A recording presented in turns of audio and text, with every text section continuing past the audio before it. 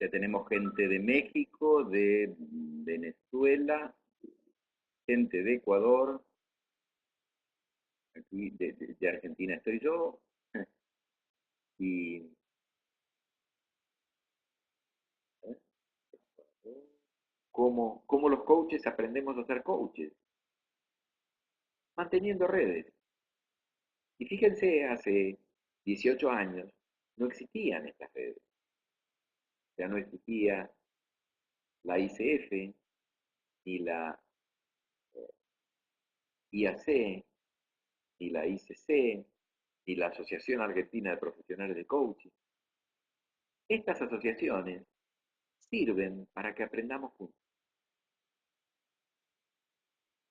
Una organización de auditoría y consultoría, cuando puse este ejemplo, me tocó trabajar para una de las Big Four.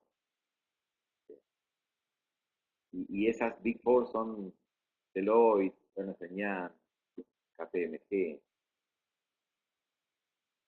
Bueno, trabajando para una de ellas, haciéndole coaching a 20 de los 106 socios que tienen en Latinoamérica, descubrí, descubrí que son una comunidad de práctica, que el socio aprende a ser socio cuando ingresa como analista. Cuando ingresa como analista, es un miembro periférico que va a ir aprendiendo la práctica y se va a convertir en analista semi-senior, en analista senior, y llegará a ser gerente, gerente senior, y solamente algunos gerentes van a pasar a ser socios. Ese proceso demanda entre 17 y 20 años, la organización en que estuve trabajando. Y es el proceso donde van aprendiendo, a través de la práctica, a llegar a ser socios. Y han transformado ese proceso en un negocio. Y fíjense ustedes, es interesantísimo verlo, porque uno sabe perfectamente que cuando empiezan como analistas, el riesgo más grande que tienen es la pérdida de ese analista, porque va a entrar en un proceso de aprendizaje y saben que tiene que hacer una curva de aprendizaje. Y tienen una rotación de personal muy alta, pero además no pagan muy altas remuneraciones. Saben que los jóvenes a punto de graduarse o ya graduados eligen trabajar en alguna de estas organizaciones porque saben que es el precio que pagan para aprender. Los que tienen la perseverancia y entienden la regla del juego, quizás elijan quedarse y quizás algunos lleguen a ser socios. Es muy distinto un socio de una de estas compañías de consultoría a un gerente en una organización. ¿Por qué? Porque ese socio tiene que vender,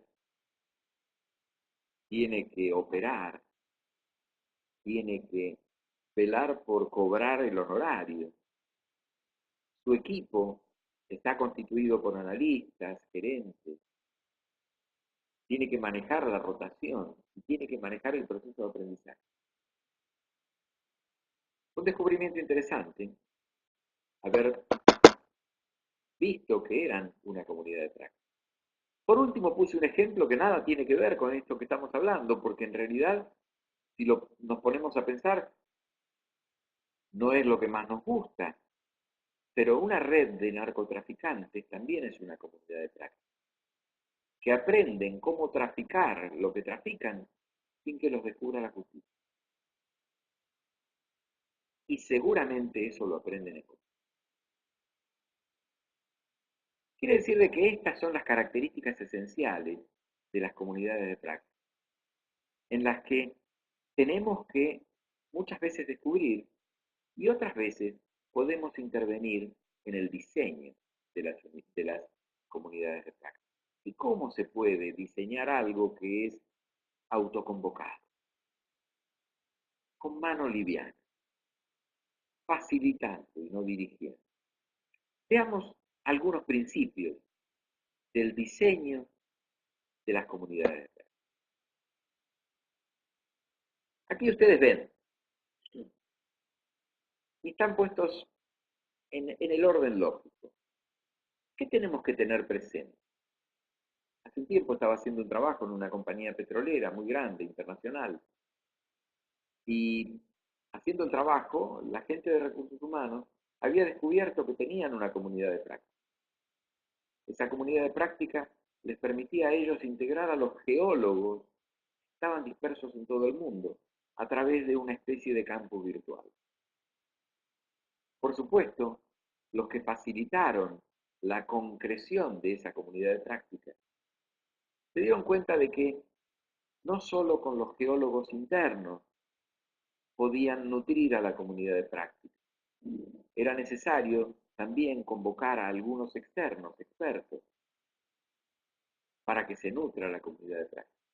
O sea, la comunidad de práctica se extiende más allá de los límites de la estructura organizativa. También en la comunidad de práctica uno no puede obligar a que todos participen por igual. Ustedes saben que las comunidades virtuales, que no son de práctica, tienen una regla. Por cada miembro activo hay 9 seguidores y hay 90 que son seguidores mucho más pasivos. Entonces esa relación 1-9-90 que se da en las comunidades virtuales no es exactamente la misma que se da en las comunidades de práctica, pero vamos a tener ese nivel de participación diferente. Formamos parte de alguna asociación y algunos desean estar en los puestos de conducción, pero otros no. Son practicantes, participan en encuentros, pero no están en los puestos de conducción. Y tenemos que aceptar esos niveles. Y además, la libre elección de los individuos de que estén en esos niveles, porque les motiva a participar en esos niveles de participación. También tenemos que imaginar cuando estamos diseñando con mano ligera, liviana, las comunidades de práctica, que va a haber distintas instancias comunicacionales, distintas instancias comunitarias. Yo recién decía el caso de los geólogos. También esto lo descubrimos en alguna organización comercial cuando le preguntábamos a los gerentes zonales de ventas cuál era el lugar donde más aprendían. Y ellos decían que una vez cada 3 meses se reunían por región y una vez por año se reunían todos los jefes regionales. Y esas eran las instancias de mayor aprendizaje, donde compartían las mejores prácticas que cada uno de ellos tenía en su propia área. Funcionaban como una comunidad. Ahora, cuando estamos trabajando en el diseño, tenemos que entender que la comunidad de práctica tiene que tener valor agregado. ¿Valor agregado para quién? Para aquellos que nos piden que intervengamos en la organización, pero también para los individuos. Porque va a ser voluntaria. Se van a sumar ellos porque realmente quieren aprender a hacer mejor lo que hacen. Por lo tanto, la comunidad de práctica la van a mantener viva siempre y cuando les agregue valor. Y a la organización también. Fomentar la familiaridad y el entusiasmo, o sea, fomentar la comunidad y seguir nutriendo a la comunidad de práctica con ingredientes que hagan cada vez más rico el aprendizaje de lo que sea. Por último, dice crear un ritmo para la comunidad. Y esto, en realidad, cuando uno dice crear un ritmo, automáticamente le surge una analogía con la música. Toda comunidad tiene un tempo y es propio de esa comunidad. No podemos acelerarla demasiado ni tampoco llevarla demasiado lento. Tenemos que permitir que evolucione. Por eso el título, Diseño para la Evolución. Yo voy a compartir con ustedes después, digamos, están quedando unos 5 minutos en esta exposición, pero voy a compartir con ustedes alguna bibliografía. Y casualmente hay un título que es cultivando comunidades de práctica. Y me parece que ese es el término correcto. Tenemos que generar el clima, tenemos que generar el, el terreno, el caldo de cultivo, para que surja la comunidad de práctica. Por eso es un diseño con mano liviana. Ahora bien, voy a compartir con ustedes un, un esquema, que es un esquema cultural, que a priori resulta un tanto complejo, pero cuando lo veamos juntos van a ver que es simple de comprender. Este esquema cultural tiene que ver con las organizaciones cuando las organizaciones funcionan bien y cuando las culturas organizacionales están en armonía con el sistema socioestructural. Pero bueno, lo muestro y va a ser más simple que lo veamos. Si ven la parte superior, hay tres bloques. Un bloque que dice sociedad, un bloque que dice origen, creo que dice origen porque yo no veo la parte superior en mi pantalla, y un bloque que tiene que ver con la continuidad. O sea, cuando se forma una cultura organizacional, no se forma de casualidad. Surge dentro de un sistema cultural, social, político y jurídico. Funciona en un país determinado, aunque sea una organización internacional, y estemos hablando de una empresa internacional, pero digamos, el branch local. Pero también tiene un ingrediente que tiene que ver con el nacimiento de la organización, los valores del fundador, la visión del fundador y de los líderes pasados van nutriendo esa cultura. Y por último, la contingencia que es propia del tipo de negocio, la competencia, las reglas que caracterizan a la organización y a la industria. Esos ingredientes nutren a la cultura, nutren a lo que llamamos nosotros al sistema cultural. Pero por el otro lado, ya quedó fuera de foco, pero dice sistema socioestructural. Cuando queremos ser racionales, diseñamos estrategias, estructuras, procesos, políticas, sin prestarle mucha atención a lo que está en el sistema cultural, mitos, valores, ideologías. Y si queremos que el sistema socioestructural funcione, tiene que estar sostenido y justificado por el sistema cultural. ¿Qué quiero decir con esto?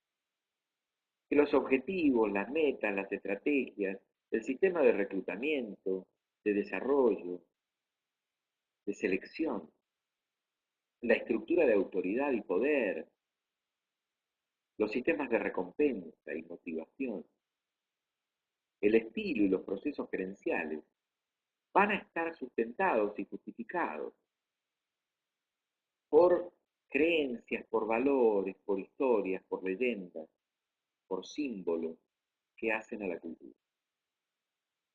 En realidad, cuando hablamos de comunidades de práctica, hablamos de entrar en las organizaciones con el ojo antropológico para identificar las reglas de juego de esa cultura, que derivan en un sistema socioestructural que no siempre funciona en armonía. Y ahí podemos identificar en las organizaciones las brechas entre el deseo y el resultado, las oportunidades de aprendizaje.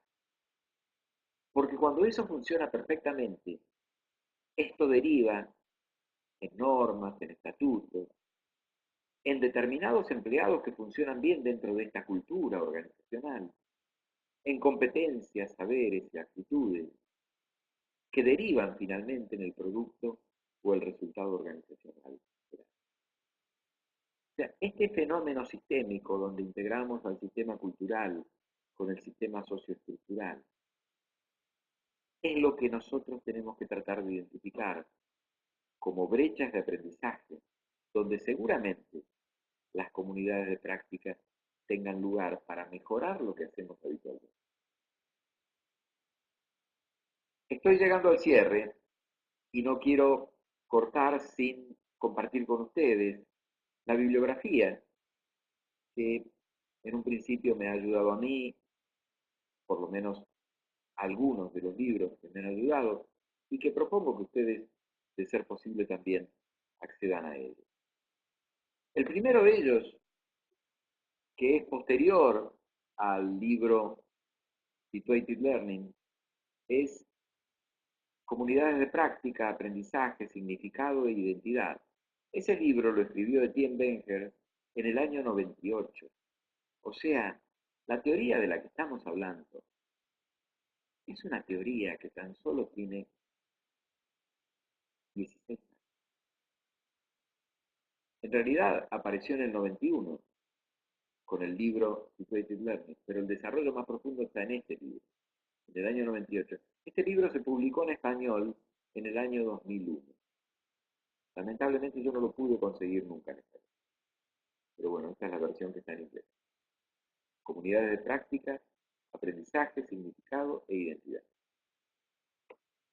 El otro libro, donde Benger, con estas otras dos personas, ya nos habla de cultivando comunidades de práctica, una guía para gerenciar el conocimiento. Es donde ya Benger descubre que las comunidades de práctica pueden producir resultados. Y por último,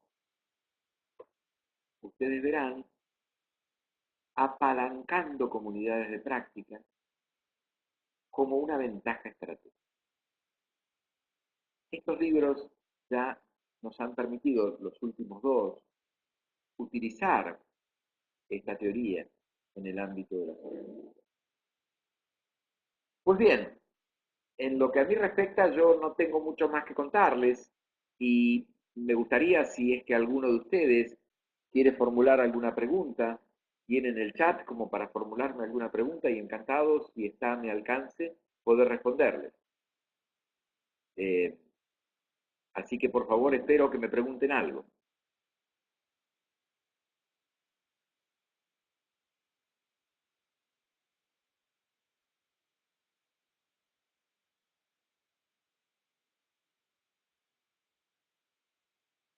¿Alguien tiene alguna inquietud?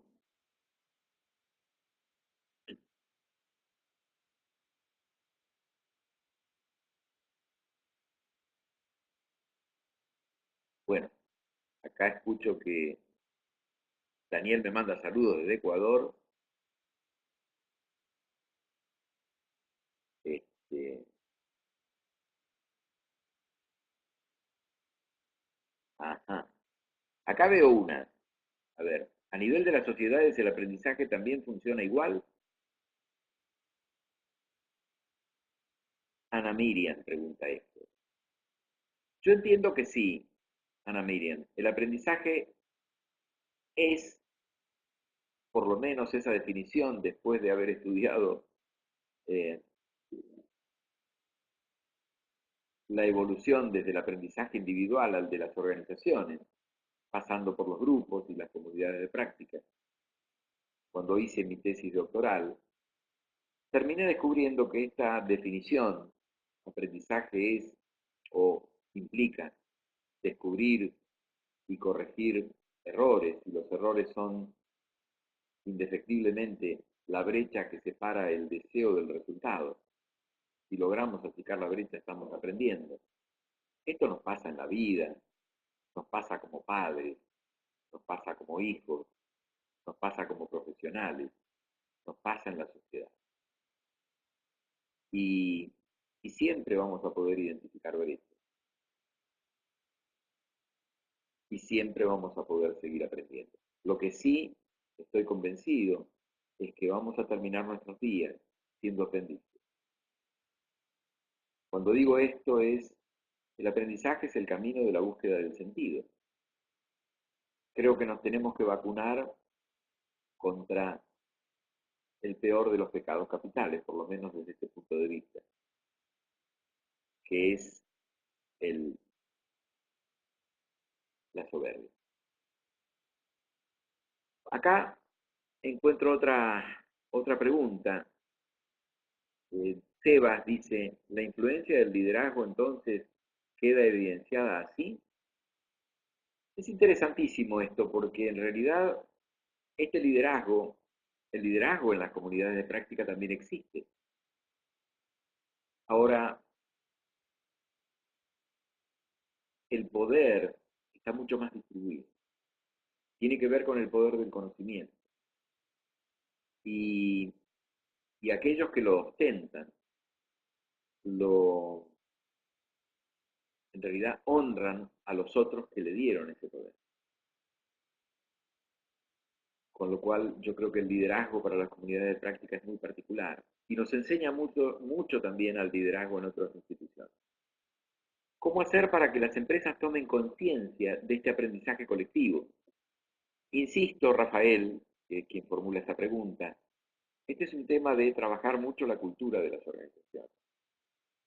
La buena noticia es que de esas 70 organizaciones, estos 70 casos que hemos estudiado, el 20%, o sea, 14, son proclives a entender de que las comunidades de práctica se puedan llegar a dar dentro de ellas.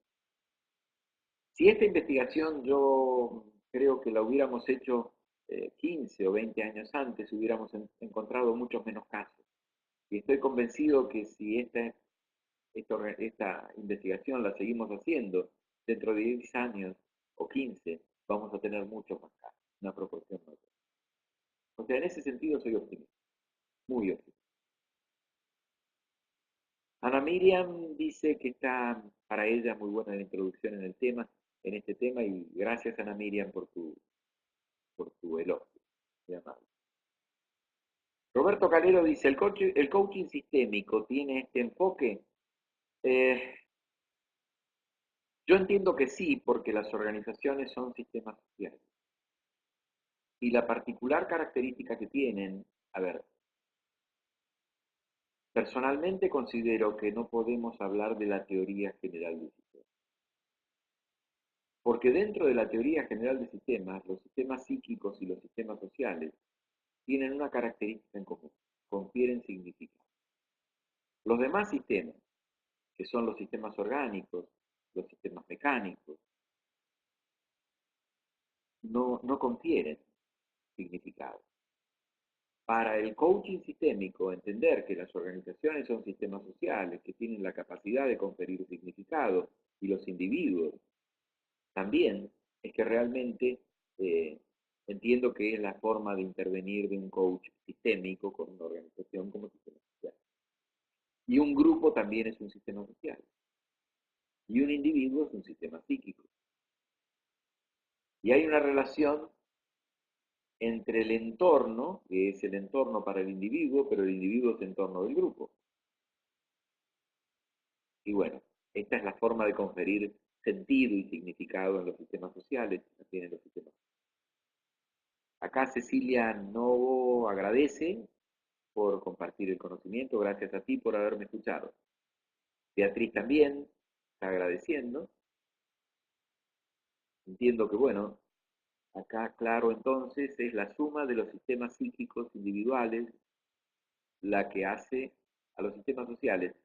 Es algo más que la suma, porque sabemos que el todo es distinto a la suma de las partes y generalmente los sistemas sociales son fruto de la negociación, son intersubjetivos, no son subjetivos, pero algo de eso hay.